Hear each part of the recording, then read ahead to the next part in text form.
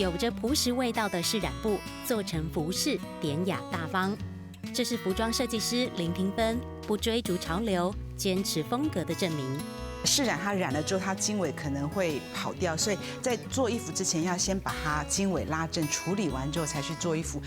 以客庄特有的饰染和蓝染布做成的衣服，既天然又环保。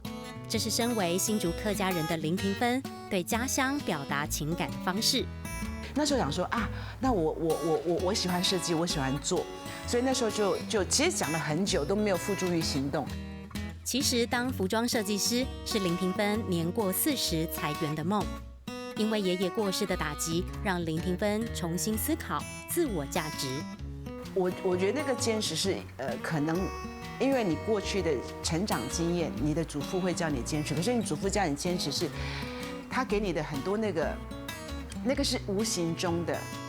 人生没有公式，一个转念让林庭芬从一个大学英文老师变成了服装设计师。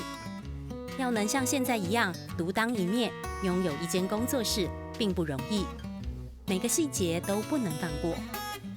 外来外里，从你按剪的弧度，你莫按总的剪，你在别在纸上面剪。